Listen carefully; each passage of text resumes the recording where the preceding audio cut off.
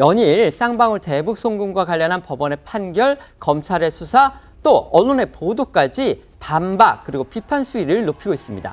급기야는 이 대표의 여러 혐의 수사에 참여한 검사들을 탄핵하겠다, 탄핵 소추안 작성을 시작했다 이렇게 밝혔는데요. 이 대표의 사법 리스크 방어를 위한 민주당의 움직임 하나씩 살펴보겠습니다. 네, 말씀하신 것처럼 민주당이요, 이 쌍방울 대북 송금 사건 등 이재명 대표와 관련한 수사를 이끈 이 주요 검사들에 대한 탄핵 준비를 본격화했다라고 인정을 했습니다. 이 당 정치검찰 사건 조작 특별대책단장인 민형배 의원은요, 어제 이 검사 탄핵에 관한 기자들 질문에 대해서 이 검사 범죄 대응 TF에서 탄핵 소추안 작성에 들어갔다. 그리 오래 걸리지 않을 것이다 라면서 이 탄핵 추진 방침을 공식화했는데요. 이 민주당이 탄핵 소추의 대상으로 삼은 검사는 총 4명입니다. 이 중에서 이제 3명이 이재명 대표 관련 수사에 참여했던 검사들인데, 이 검사 범죄 대응 TF 관계자에 따르면요, 이 탄핵 소추안 대상은요, 먼저 이 대표의 대장동, 백현동 의혹 이 사건을 수사한 엄모 이 부장 지검장과요, 또 강모 성남지청 이 차장 검사로 알려졌고요. 또 이화영 전 경기도 평화부지사의 대북 송금 사건을 수사한 박모 검사도 여기에 포함이 됐습니다. 관련해서 어제 민형배 의원의 목소리 들어보시겠습니다. 이번 주에 탄핵 소추안 작성에 들어갔다. 거기까지 말씀드릴 수 있겠습니다. 그게 이제 곧 마무리가 되겠죠. 그걸 작성을 지금 하고 있는 중이니까요. 그리고 그 중에 일부는 21대 때 이미 저희들이 탄핵 소추안을 마련해 놓은 게 있습니다. 그래서 그렇게 오래 걸리지 않을 겁니다. 민주당 앞서 표적수사금지법을 비롯해서요, 검찰을 겨냥한 법안 무더기로 쏟아냈죠. 그런데 수사검사까지 이번에는 정조준하고 나선 겁니다. 정치 보복성 탄핵이다 이런 비판 나올 게 뻔한데도 민주당이 탄핵을 밀어붙이려는 이유 소개해 주시죠. 네, 먼저 이 대표의 대장동, 백현동 의혹 사건을 수사를 담당했던 엄모, 강모 검사에 대해서는 이 각각 한명숙 전 국무총리 재판 당시에 허위 진술을 강요했다는 의혹과 윤석열 대통령 명예훼손 사건 수사 과정에서 압수수색 관련 규정을 어겼다는 의혹을 탄핵 사유로 들고 있고요. 이 박상영 검사는 이화영 전 부지사를 회유했다는 의혹이 있다고 주장을 하고 있는데요. 이 밖에 과거 국정농단 특검 수사를 했던 김모 검사는 최서원 씨 조카 장시호 씨와 뒷거래를 했다는 의혹으로 탄핵 소추 여부를 검토 중인 것으로 전해졌습니다. 다만 민주당이 지난해 헌정사상 처음으로 탄핵안을 본회의에서 통과시킨 검사 3명 가운데 이 1명은 헌법재판소에서 기각이 됐고 2명은 결론이 나지 않았습니다. 어쨌든 민주당은 다시 검사 탄핵을 시도할 걸로 보이는데요. 이번에는 탄핵 소추안을 발의하고 난 다음에 그 대상 검사들을 국회 법사위에 불러내서 조사를 할 거다 이런 말까지 나오고 있습니다. 여권 등에서는 사실상 여론재판을 통한 망신주기가 아니냐 이런 비판 나오고 있습니다. 네, 국회법에 따르면 탄핵소추안이 발의되면 국회의장은 이를 본회의에 보고하고 본회의에선 이를 다시 법사위로 보내서 조사하게 할 수 있습니다. 때문에 민주당이 바로 이런 절차를 통해서 탄핵 대상 검사들을 증인으로 법사위에 출석시킬 가능성이 있다는 말이 나오는데, 하지만 말씀하신 것처럼 여권과 법조계 일각에선 전형적인 망신주기 의혹이란 지적이 나오고 있습니다. 한 국민의힘 관계자는 데일리안에 민주당이 검사 탄핵을 추진하는 목적이 이 대표 수사에 관여한 검사들을 법사위로 불러내서 모욕과 망신을 주고 이후 본회의에서 탄핵안을 의결해서 직무정지를 시키려는 것이라고 강하게 비판했습니다. 하지만 이런 비판에도 민주당은 이 검사들의 법사위 출석을 벼르는 모양새인데요.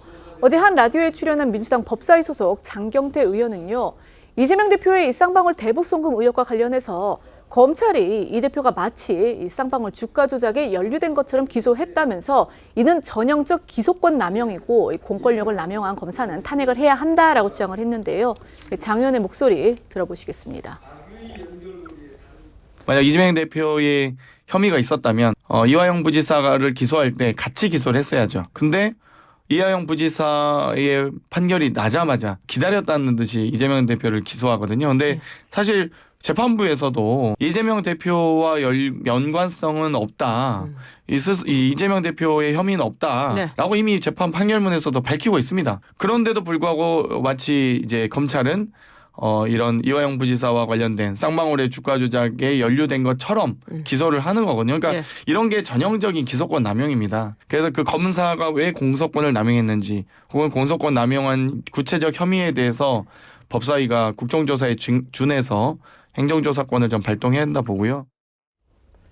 장경태 의원은요, 이화영 전 부지사의 1심 재판부가 이미 이재명 대표의 혐의는 없다 이렇게 주장을 했습니다. 그런데도 검찰이 이 대표를 추가 기소했으니까 공소권 남용이다, 지금 이런 논리입니다.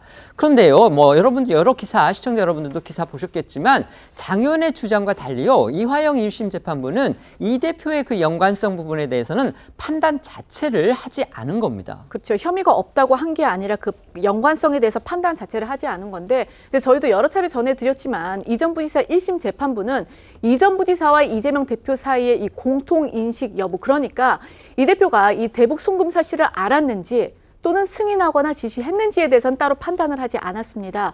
다만 이 전 부지사 1심 판결문에 이재명 대표가 104차례나 이제 언급이 되는 점 등을 볼 때 이 법조계 등에서는 이 전 부지사 1심 재판부가 이 사건 관련 이 대표의 그 연관성 여부를 좀 어느 정도는 인정한 셈이다라는 분석도 나오는데, 따라서 재판부가 이 대표의 연관성은 없다, 이 대표 혐의는 없다라고 밝혔다는 장 의원의 주장은 일단 사실과는 다른 거고요.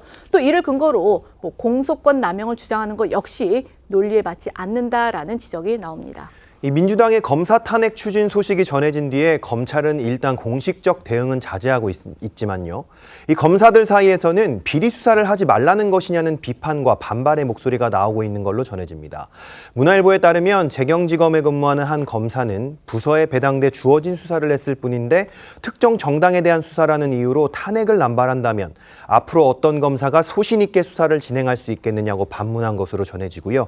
이화영 전 부지사를 회유했다는 의혹으로 민주당이 탄핵 추진을 검토 중인 이 박상용 수원지검 부부장 검사는 어제 검찰 내부망에 민주당 주장에 대한 반박 입장문을 올렸습니다.